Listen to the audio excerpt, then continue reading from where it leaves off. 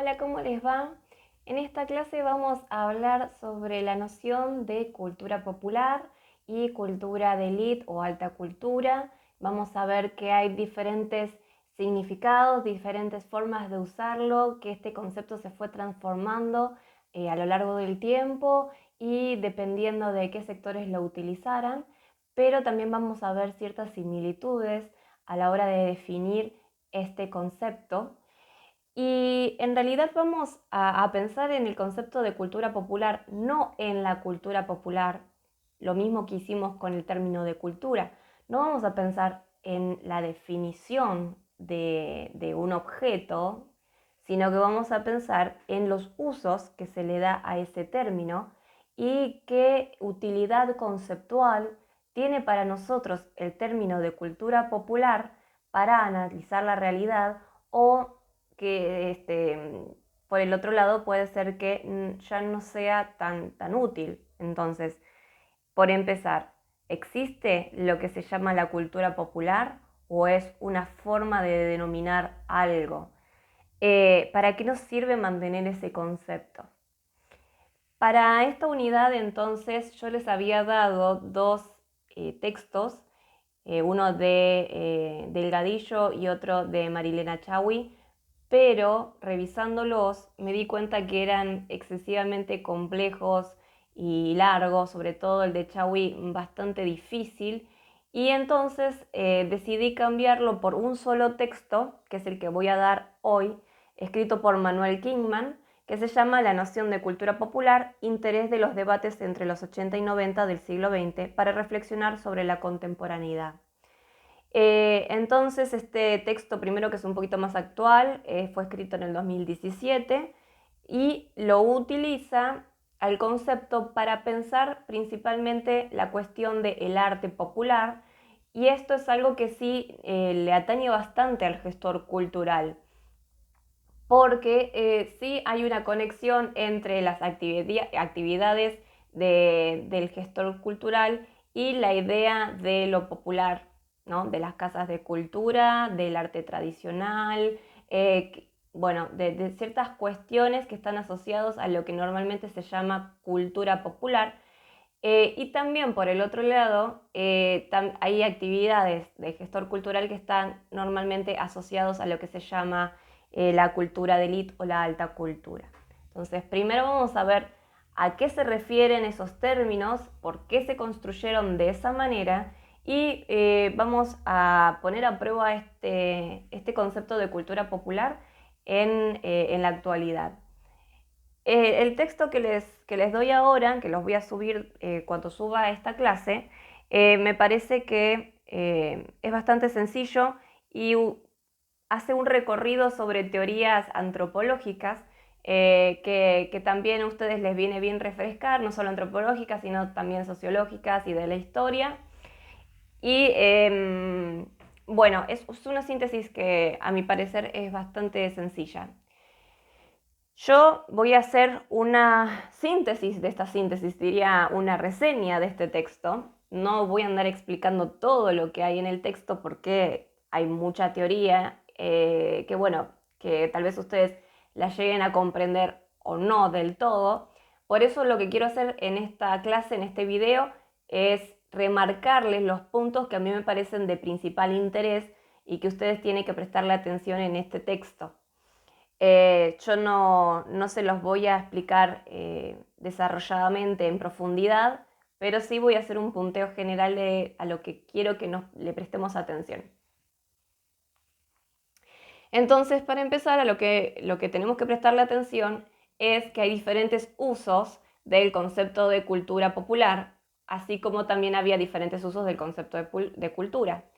Habíamos empezado a utilizar el concepto de cultura de Clifford Geertz, que tenía que ver con pensar la cultura como un entramado de símbolos, como un conjunto de interpretaciones que hacemos las personas sobre la realidad, y que ese sistema de interpretaciones, este sistema de significaciones, de valores, de creencias, va cambiando a lo largo del tiempo y no es el mismo sistema que se utiliza en todos los grupos. Por lo tanto, cuando hay un entrecruzamiento de estos sistemas diferentes, se pueden dar tanto conflictos como enriquecimiento cultural. Entonces vamos a ver un poquito esto.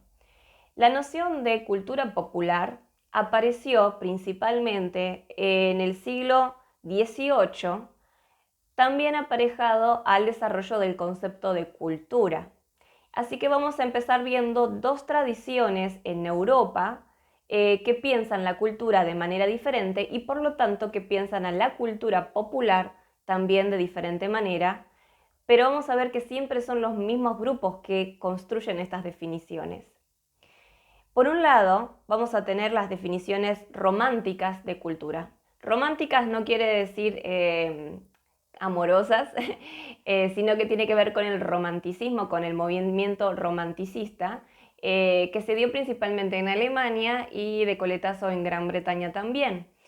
El movimiento romanticista pensaba que la cultura era el espíritu del pueblo, es decir, que el concepto de cultura se utilizaba para pensar en lo esencial, en esas características esenciales que definían a un grupo en relación con otros.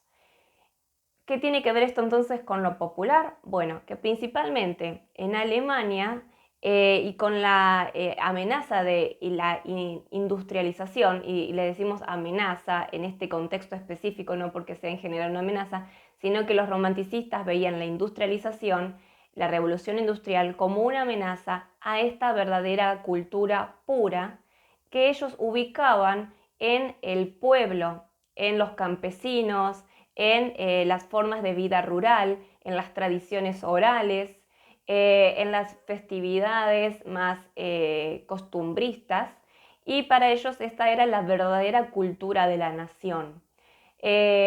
Porque también la industrialización traía aparejada la llegada de otros sistemas de valores extranjeros que se los consideraba mejores, o por cuestiones de moda, las élites de esa nación preferían utilizar estos productos culturales provenientes del extranjero.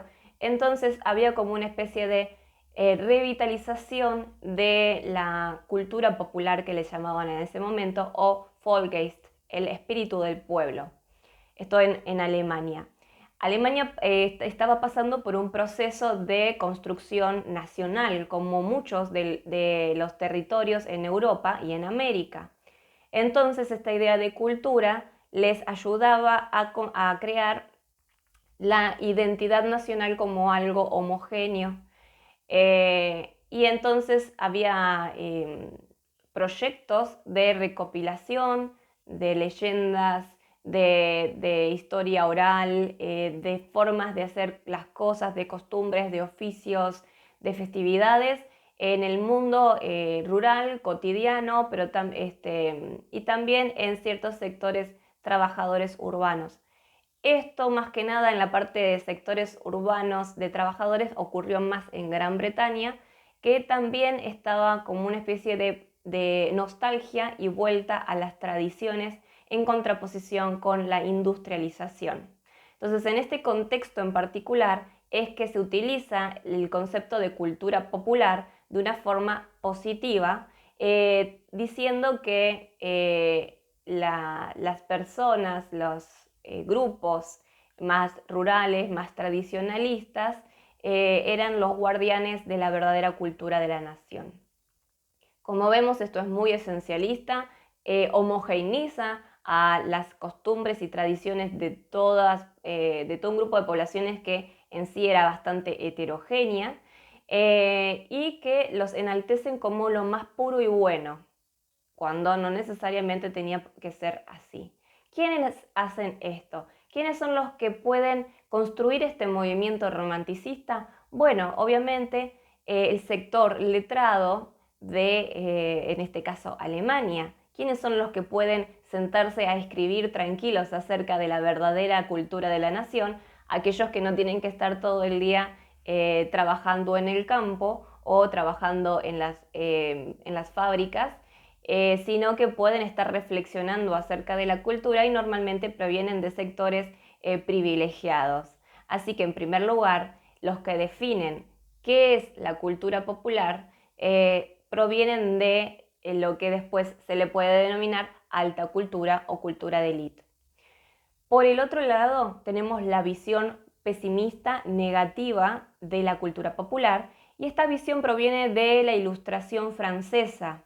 La Ilustración francesa tiene unas bases ideológicas asentadas en el progreso y la civilización, en la razón y en la ciencia. Y por lo tanto se pensaba que la cultura popular, encarnada en los miembros más rurales o las poblaciones más pobres, en realidad eran un ancla que no permitían evolucionar a la sociedad, que eran supersticiosos, que eran ignorantes, que eran atrasados y que por lo tanto se debía erradicar a esa población inculta. Había diferentes maneras de erradicar esta población, ya sea matándolos directamente o a través del progreso y la educación, y eso es algo que se utilizó mucho podemos poner el ejemplo de Argentina, donde ocurrieron las dos cosas.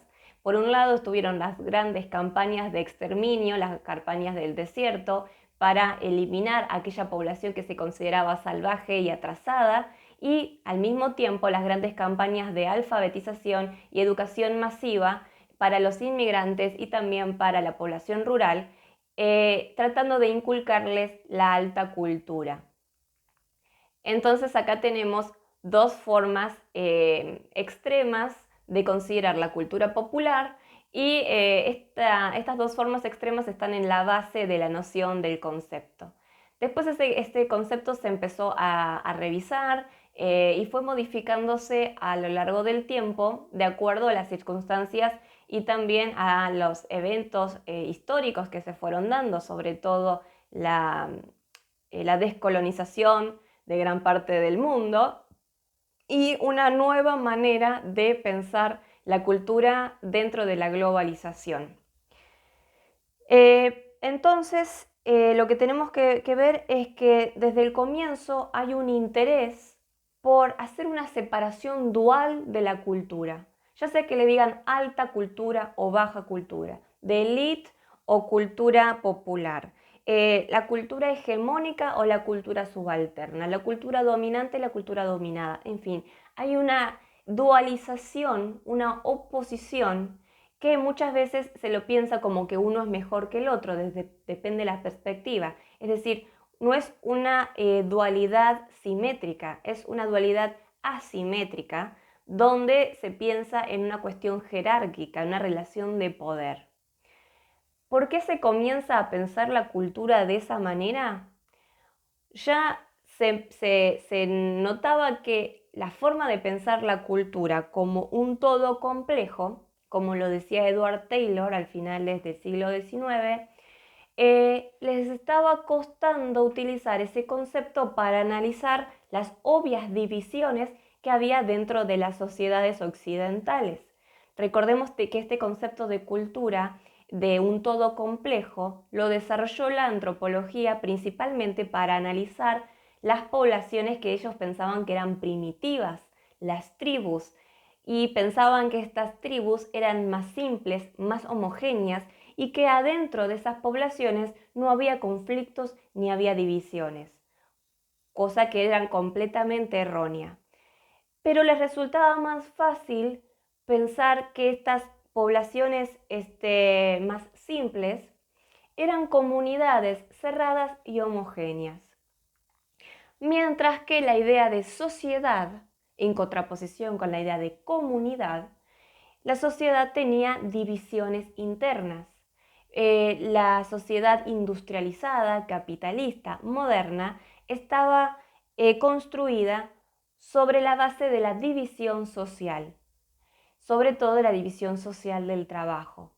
Y entonces, dependiendo también de las corrientes teóricas que vemos, podemos hablar de divisiones orgánicas, como si la sociedad fuera un organismo, divisiones en la estructura, como subdivisiones, subestructuras dentro del organismo mayor. Eso es la tradición estructuralista de la sociología. O por el otro lado podemos tener una visión más marxista o neomarxista de las divisiones sociales, donde se piensa en división de clases. Pero todos están de acuerdo que la sociedad moderna capitalista tiene divisiones internas. Entonces, ¿cómo utilizar el concepto de cultura como un todo cerrado y al mismo tiempo visibilizar las divisiones internas de la sociedad? Bueno, la respuesta que encontraron es hablar de dos tipos de cultura diferentes, dividir la cultura en dos partes opuestas. Entonces, este mecanismo de conceptualización, de pasar de un todo integrado a un todo binario con posiciones opuestas, también es una forma muy restringida de ver la cultura, como ya sabemos. En la actualidad tenemos que hablar de transgresión continua, de negociación, de conflictos, de transformaciones culturales, de relaciones multiculturales, relaciones interculturales. La cultura como procesos de construcción cultural, no como un todo con características esenciales. Pero todavía, como ya sabemos, este concepto de cultura como un todo y sumado a eso para solucionar la aparente paradoja que implicaba que la cultura fuera un todo y a la vez estuviera dividida en dos, se utilizaron estos conceptos de cultura de élite y cultura popular, que tienen su utilidad hasta cierto punto y como vamos a ver ya no nos sirve a nosotros como analistas, pero la gente lo sigue utilizando porque hay cierta función en el uso de estos conceptos y eso ya vamos a ver. Entonces, primero y principal, ¿qué es la alta cultura y qué es la baja cultura? ¿Qué es la cultura de élite? ¿Qué es la cultura popular? Bueno, rastreando un poco en los textos, podemos hacer una descripción de estos dos conceptos, que en realidad es un solo concepto, pero opuestos binariamente. Y esa descripción es simplemente decir todo lo que es la cultura de élite y decir que la cultura popular no lo es. Lo mismo que cuando se definían a los civilizados y a los salvajes, que los salvajes eran todo lo que no era los civilizados y al contrario, bueno, son conceptos duales. Es una sola noción dividida en dos, dividida en opuestos. La cultura de élite se suponía que era la cultura letrada y erudita, era la cultura refinada, con mejores expresiones artísticas e intelectuales, las más puras. La cultura de élite estaba sustentada en la ciencia, la filosofía y el arte, la literatura. La cultura de élite estaba reforzada por las instituciones oficiales, por el Estado. Mientras que por el otro lado la cultura popular estaba en los márgenes, se daba en la cotidianidad de la vida, normalmente por analfabetas y letrados. La cultura popular se transmite de forma oral y por imitación. Es rústica y no sofisticada, asociada a lo atrasado, a lo informal y a lo no oficial, por fuera de lo aceptado hegemónicamente. Entonces acá hay mucho revuelto adentro del concepto de cultura popular, porque tanto se lo asocia con lo tradicional, como con lo atrasado, como con lo cotidiano y como con lo subalterno. Y tenemos que empezar a diferenciar porque no son lo mismo. Los defensores de la cultura popular suelen aparecer dentro del mundo de la alta cultura. Entonces, dependiendo de lo que quieran defender, van a definir la cultura popular de manera diferente. ¿Por qué he hablado de defensa? Porque, bueno, desde el momento en el que se dio el giro interpretativo de la posmodernidad, se empezó a hablar de la deconstrucción, de la decolonización, y esto quiere decir reflexionar críticamente acerca de los postulados que resultaban ser afirmaciones absolutas dentro de la modernidad. Es decir, si la modernidad hablaba de que las sociedades estaban divididas según sus grados de civilización, entonces la posmodernidad tiene que cuestionar esta idea jerárquica evolucionista de grados de civilización. Por lo tanto, los que cuestionaban eso, los que formaban parte de esas corrientes postestructuralistas, postmodernas, obviamente forman parte de la cultura letrada. Y esto es algo que ya les voy a ir adelantando. La verdadera división que existe en los mecanismos culturales está en quienes tienen el poder para definir y quienes no tienen ese poder para definir, por lo tanto son los definidos. Y otra vez estamos diciendo, bueno, ok, vamos a hablar de dualidad de vuelta.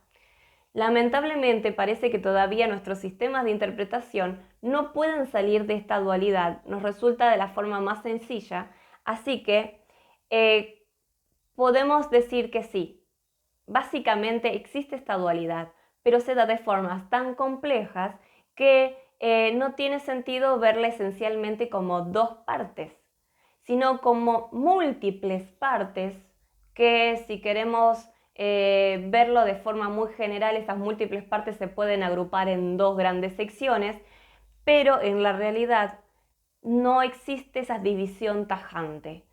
Siempre va a haber grados y matices y contradicciones internas que haga que algo no se pueda clasificar absolutamente de un lado o del otro. Dicha esta salvedad, vamos otra vez a pensar en dual. Para empezar, sabemos que esta dualidad se rompe cuando decimos que son los mismos miembros de la cultura de élite los principales defensores de la cultura popular. No es la cultura popular la que se está defendiendo a sí misma. Es los grupos de élite lo que definen, lo que primero pusieron el nombre de cultura popular. Las personas que realizaban sus manifestaciones culturales cotidianas no se clasificaban a sí mismos como populares. Esto empezó a ocurrir después, con la apropiación de los conceptos de la cultura de élite por parte de la cultura popular, que se apropiaron de esa categoría y la resignificaron para sus propósitos concretos. Entonces siempre vemos que hay una ida y vuelta y no hay dos sistemas de interpretación separados como si fueran dos cajas, sino que esos sistemas de interpretación están completamente entrelazados al punto de decir que ya no se puede hablar de dos sistemas de interpretación diferentes, sino más bien de circuitos de entrelazamientos donde en ciertas partes ocurre mayor diálogo, mayor relación, mayor negociación de significados, y en otras partes de esos circuitos hay más reafirmación, hay más nociones estereotipadas, nociones fijas, menos diálogo, menos encuentro con el otro. Pero en sí estamos hablando de siempre el mismo gran entramado, y en ese entramado hay diferentes mecanismos de interacción cultural, pero no son dos cajas separadas. Sí podemos pensarlo en dos cajas separadas cuando estamos hablando solamente de identidades esenciales, como que queremos agarrar los elementos más distintivos de un grupo, y eso se tiene que hacer bien de forma abstracta y artificial, porque en la realidad no se da de esa manera, pero bueno, extrayendo y sintetizando los elementos esenciales de un grupo, se pueden contraponer dos grupos. Pero si no hacemos ese trabajo abstracto, artificial, intelectual de abstraer, de extraer y de reificar, de cosificar esos elementos distintivos, en la realidad está todo demasiado entrelazado. Entonces, el pensamiento latinoamericanista de los intelectuales de Latinoamérica son reduccionistas en este sentido de pensarse como los defensores de la cultura popular, tienen una especie de inercia, de resabio de la forma romanticista de pensar la cultura popular como la esencia de Latinoamérica en contraposición con lo extranjero. Entonces, la modernidad para el pensamiento latinoamericano es una amenaza a las tradiciones, una amenaza a nuestro ser latinoamericano. Y bueno, se ha dado, esta corriente ha tenido cierta influencia política, pero más que nada la influencia está en lo artístico, en la recuperación de las tradiciones, en revalorizar y en hablar críticamente acerca de la dominación de Latinoamérica. Entonces, acá en este pensamiento latinoamericano, que por un lado es reduccionista, por el otro lado le agrega un matiz extra al concepto de cultura popular. Es decir, lo entrelaza con el concepto de cultura subalterna. La idea de cultura subalterna y cultura hegemónica proviene de las teorías post-marxistas de Gramsci. Tal vez lo hayan visto en algún lugar. Si no lo vieron, no pasa nada. Esto normalmente se da en la escuela secundaria, pero bueno, no tienen por qué acordarse. La cultura hegemónica es la cultura que se transmite a través de los organismos institucionales oficiales del Estado. Y es aquella cultura que se tiene que reproducir y aceptar por todos los miembros de la sociedad. Es lo que está consensuado que debe ser lo correcto, las representaciones sociales aceptadas colectivamente. Por el otro lado, estaría la cultura subalterna. Y la cultura subalterna tiene la marca de la resistencia al poder, a no responder a esas representaciones aceptadas desde las instituciones hegemónicas, y está marcada por la explotación y la dominación. Entonces se entrelaza el concepto de cultura popular como lo tradicional, como lo opuesto a la modernidad, y también lo que hace resistencia a la dominación y a la explotación representada por las sociedades dominantes, las sociedades industrializadas, por las sociedades imperialistas, colonialistas, y podemos seguir poniéndole adjetivos, es decir, la gran cultura de élite. Entonces, se empieza a ver otra dimensión de la cultura popular, que es la cultura popular en tramas de relaciones de poder. Y pensando que los dominados no son pasivos en su dominación, sino que actúan de forma, de diferentes maneras, con diferentes manifestaciones a las que le decimos populares, de resistencia o de rechazo al poder.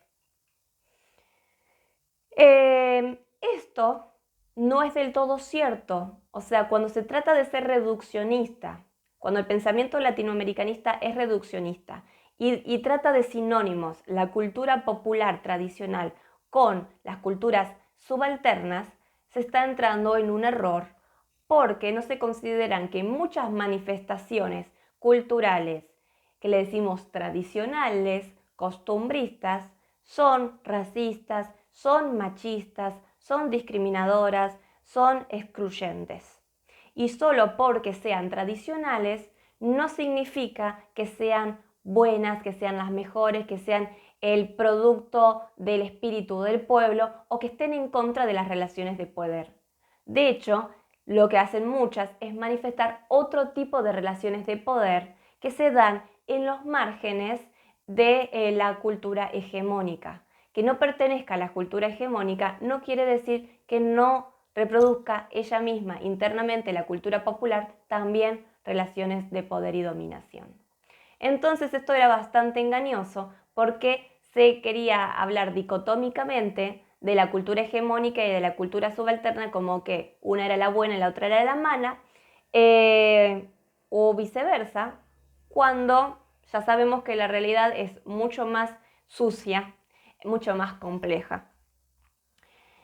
Entonces, esta distinción entre cultura de élite y cultura popular comenzó a ser relevante en la antropología ya de finales del siglo XX, porque había ciertas cuestiones que era evidente que no se podían explicar a través de esta dicotomía, que en un momento sí parecía que la noción de cultura hegemónica versus cultura subalterna nos estaba explicando un montón de cuestiones conflictivas dentro de la sociedad, pero después veíamos que la cosa no era tan tajante, tan blanco y negro.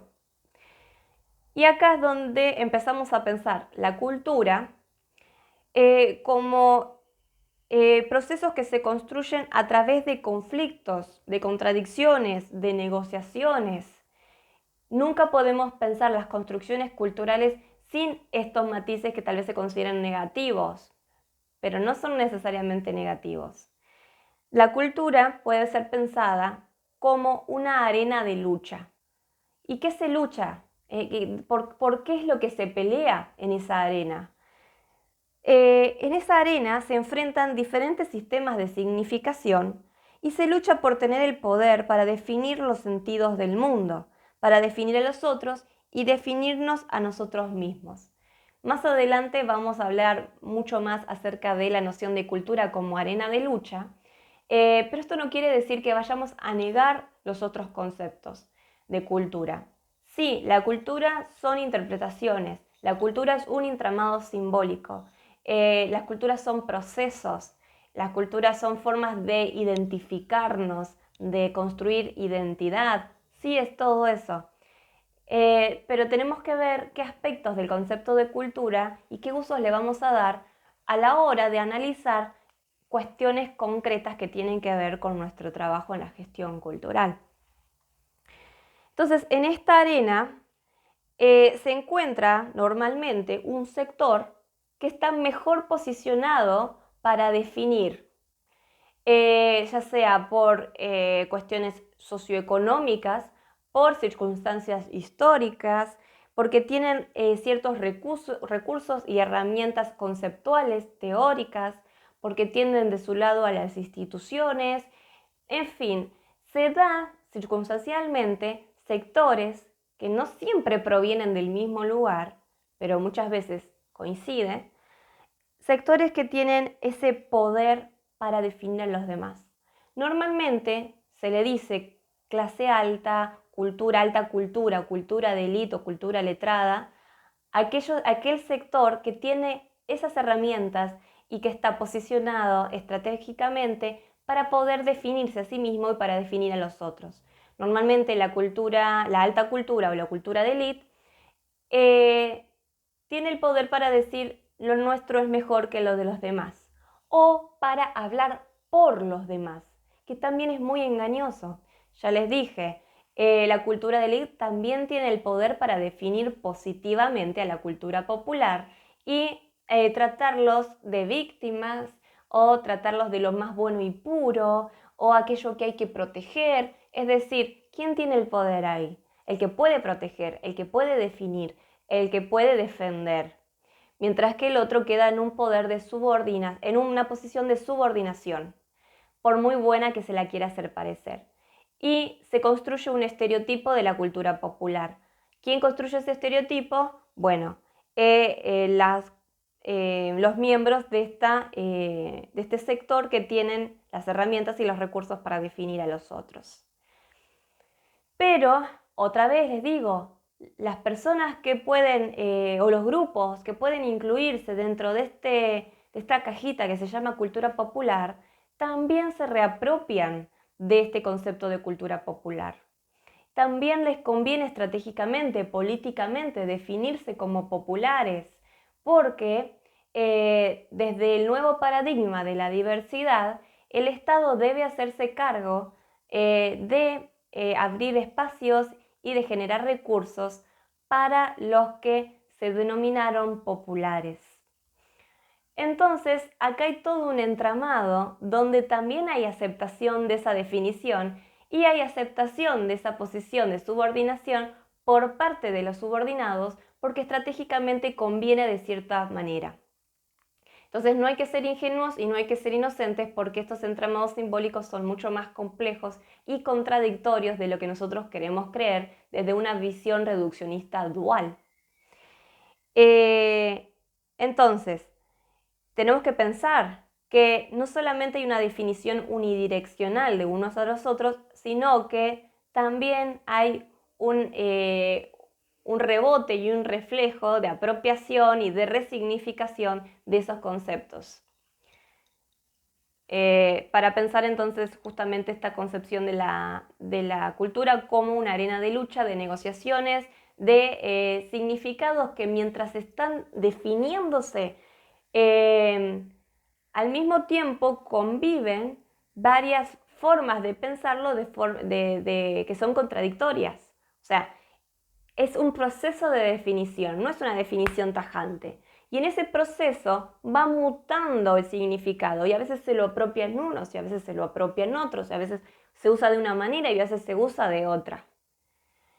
Y tenemos que nosotros pensar cuando hacemos un análisis en qué momento de ese proceso los estamos agarrando. Una etnografía es como sacarle una foto a un momento específico, sabiendo que al siguiente momento eso va a cambiar y que antes fue diferente también. Nosotros estamos haciendo estático a través del análisis algo que sabemos que es completamente mutable y que está en continua transformación.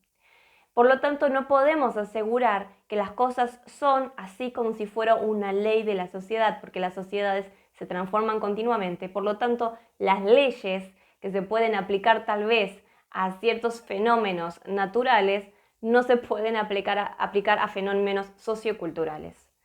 Pero sí podemos utilizar ciertos conceptos en un momento dado y decir, bueno, en esta situación en particular se está considerando la cultura popular de tal manera y la cultura hegemónica de tal otra.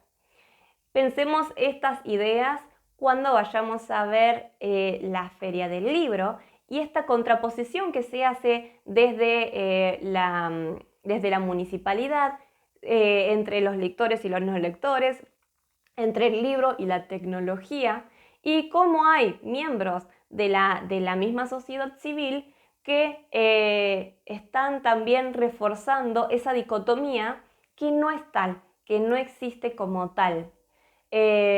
Como ya habíamos hablado antes, ¿no? ¿Por qué se quiere asociar el objeto libro como un objeto de alto consumo, de consumo de la alta cultura y por lo tanto, al ser de la alta cultura es mejor, mientras que el celular es considerado algo del ocio, algo que está lejano al aprendizaje, algo que no nos permite soñar e imaginar como si nos permitiría un libro?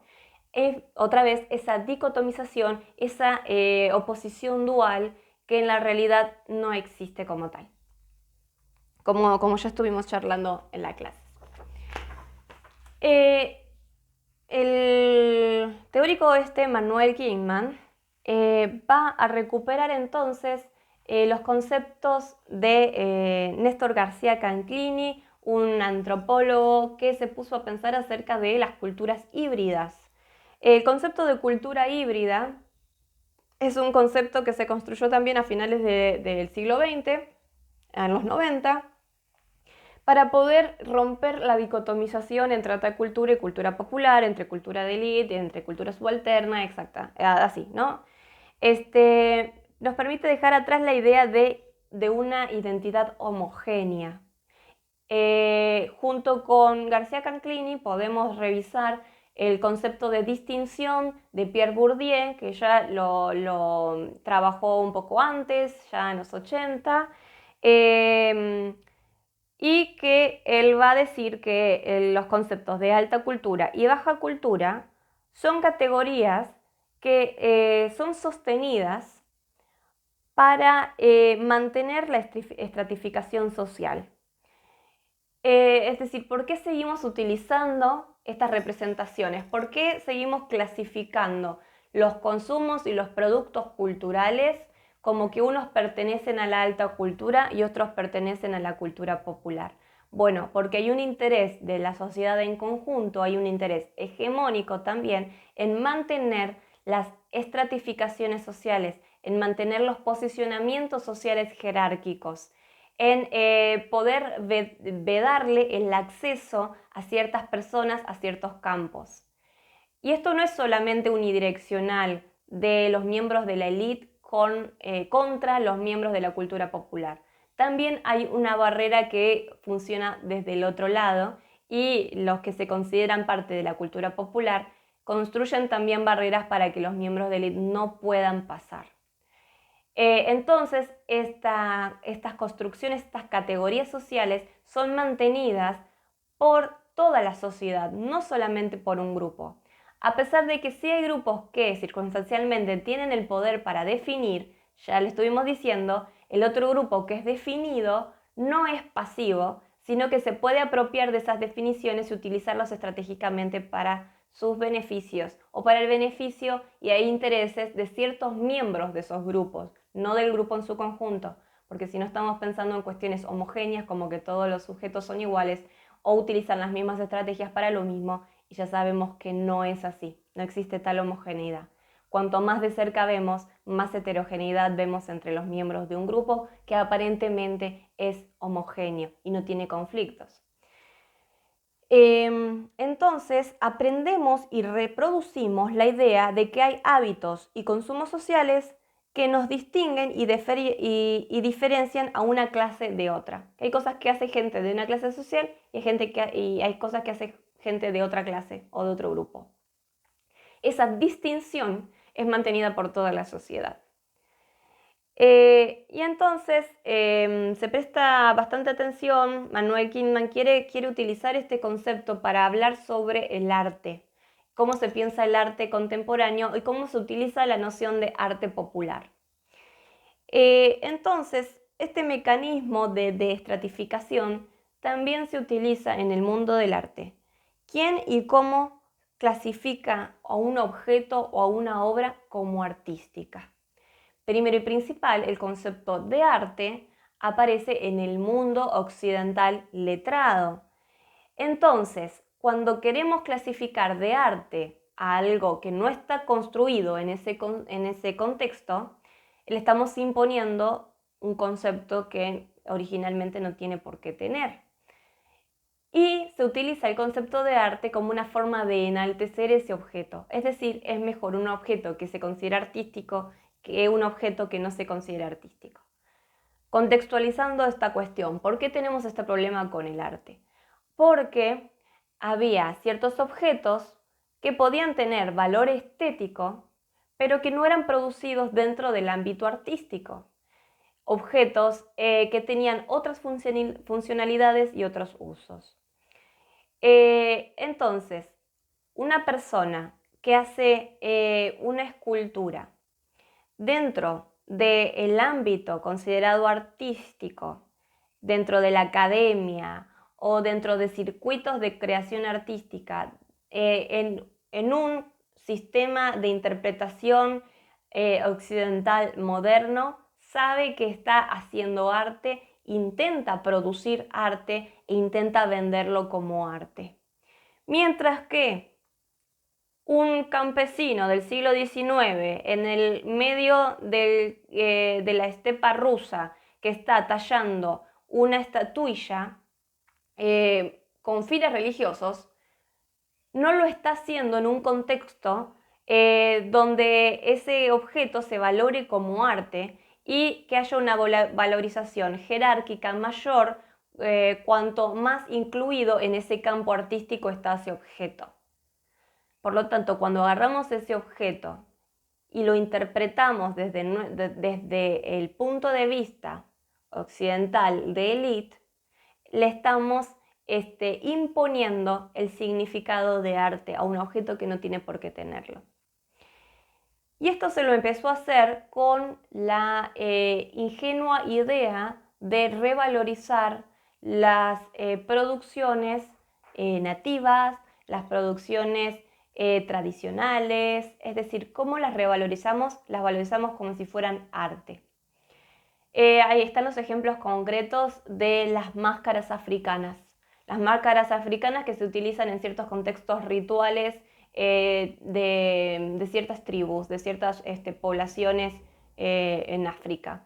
Entonces, pasaban de ser rarezas grotescas, porque así se las consideraban esas máscaras, que eran grotescas, que no tenían ningún valor estético, que eran feas, que eran, bueno, todas las nociones negativas que se le pueden dar a la cultura popular, y se empezó a revalorizar como objeto desde la antropología. Cuando la antropología empezó a utilizar estos objetos para explicar cuestiones complejas de la cultura de esa población. Entonces, el primer matiz por el cual pasó ese objeto para su valorización fue el matiz de la ciencia. Es decir, no es un objeto completamente irracional y grotesco que no tiene sentido, supersticioso o lo que quieras, sino que tiene una funcionalidad cultural dentro de su ámbito y por lo tanto no es ni racional ni lógico y tiene características concretas valorables. Una vez que es introducido al mundo occidental a través del matiz de la antropología, esos objetos entonces quieren seguir siendo valorizados por los defensores de la cultura popular y se los llama arte. Pero es evidente que esos objetos no fueron construidos ni con la misma intencionalidad ni en los mismos contextos. Por lo tanto, se construye en la categoría de arte popular para poder meter ahí adentro todos aquellos objetos que quieren ser valorizados desde el punto de vista de la cultura de élite, pero que no fueron construidos desde un contexto dentro del campo del arte, utilizando los conceptos de Bourdieu, ¿no? No fueron creados dentro del campo del arte, fueron introducidos al campo del arte a través de la reinterpretación, de la resignificación de esos objetos por parte de la cultura de élite. Entonces, bueno, ¿ven? Si empezamos a fijarnos en todas estas cuestiones, vemos que hay una ida y vuelta y hay una resignificación continua y dependiendo del contexto, dependiendo del grupo, en fin. Ustedes pueden agarrar cada uno de los objetos y hacer este mismo proceso. Por el otro lado, tenemos la cuestión de la globalización y de la cultura de masas.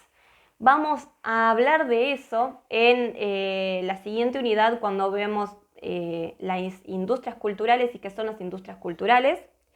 Pero García Canclini va a decir que la globalización resignificó y reestructuró todas las relaciones entre lo élite y lo popular.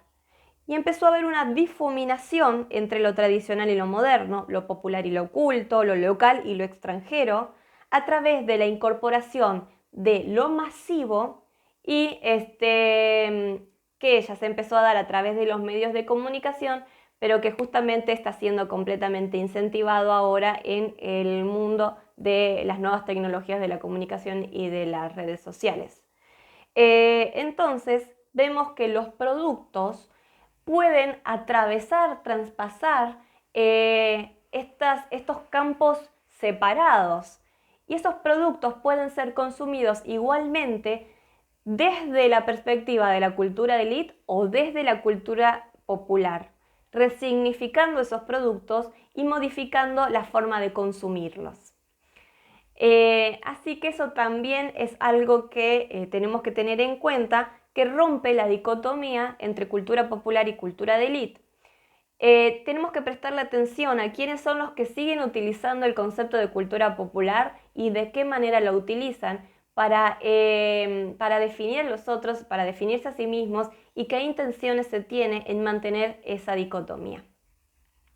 En fin, esto es un tema súper largo y solamente podemos verlo una vez sola, pero si ustedes van a hacer algún trabajo de campo que tenga que ver con cuestiones de tradición o de manifestaciones populares o de culturas subalternas, esta bibliografía les viene bastante bien. Yo hice un punteo general, pero si ustedes necesitan más, obviamente que podemos explorar a los autores que menciona Manuel Kingman en su texto.